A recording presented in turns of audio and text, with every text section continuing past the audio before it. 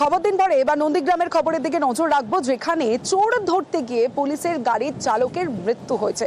আর তারপরে যে ছবি, পুলিশের গাড়ির সঙ্গে দুষ্কৃতীদের গাড়ির ধাক্কা, যেখানে 3 জন পুলিশ কর্মী আহত হয়েছেন। শুধু তাই নয়, বিক্ষোভও দেখানো হয়। পুলিশের বিরুদ্ধে নিষ্ক্রিয়তার অভিযোগ।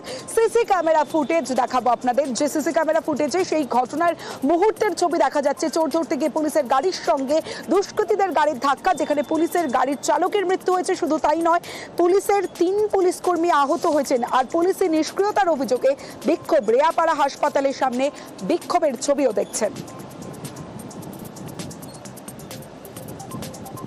সরাসরি চলে যাব, সুজিত ভৌমিক রয়েছে আমার সঙ্গে। সুজিত, ঠিক কি হয়েছিল? এই যে বিক্ষোভের ছবিও আমরা দেখছি, কি পরিস্থিতি এখন? দেখো, এখনো বিক্ষোভ চলছে এবং রেয়াপাড়ায় হাসপাতালের সামনে বিক্ষোভের মূল কারণ তমশ্রী, যে এখান থেকে মৃতদেহ পোস্টমর্টেম করার জন্য তমলুক নিয়ে যেতে বাধা দেওয়া হচ্ছে। তাদের বক্তব্য যে তদন্ত করতে হবে, প্রকৃত তদন্ত, এবং তারা বলছেন যে উদাসীনতা ছিল পুলিশের দীর্ঘদিন ধরে। আজকের ঘটনা হয়তো তৎপরতা দেখা গেছে পুলিশের, কিন্তু পুলিশ প্রথম থেকে নিষ্ক্রিয় থাকায় গোটা নন্দীগ্রাম জুড়ে যারা বিক্ষোভকারী তাদের বক্তব্য এ ধরনের ঘটনা ঘটেই চলেছে। কি ধরনের ঘটনা না, যেখানে দেখা যাচ্ছে যে ষাঁড় কিংবা গরু যখনই কিন্তু রাস্তায় থাকছে, রাতের বেলায় দুষ্কৃতীরা গাড়িতে করে নিয়ে যাচ্ছিল, তেমনই ঘটনা কিন্তু এই ভোর রাতে ঘটছিল। এবং সেই ঘটনা, যে ঘটনা সিসিটিভি ফুটেজে সামনে এসছে, দেখবে একবারে মর্মান্তিক মৃত্যু হয়েছে পুলিশের, অর্থাৎ থানার যে গাড়ি চালায় সেই পুলিশ কর্মী ড্রাইভারের।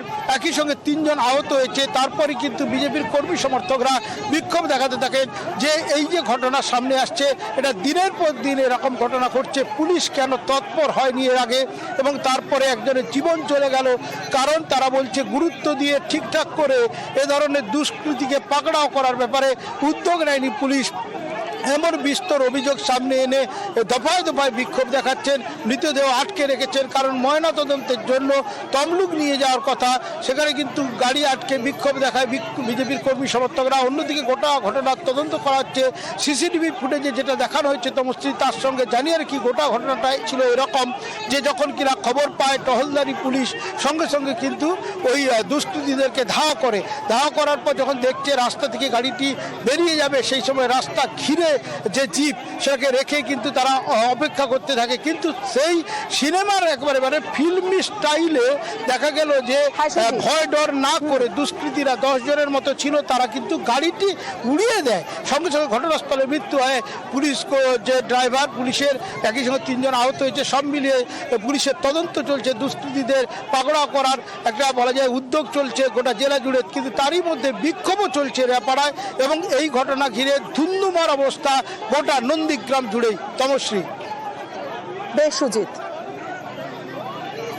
রাস্তার মাঝখানে করে দাঁড় করে দেয়, তখন ওই পুলিশ গাড়িটা ধাক্কা মারার ফলে ড্রাইভার নামে বেরিয়ে চলে গেছিল, তার উপর দিয়ে গাড়িটা নিয়ে চলে গেছে। পুলিশ ড্রাইভার মারা গেছে। প্রচুর আতঙ্কে আছে।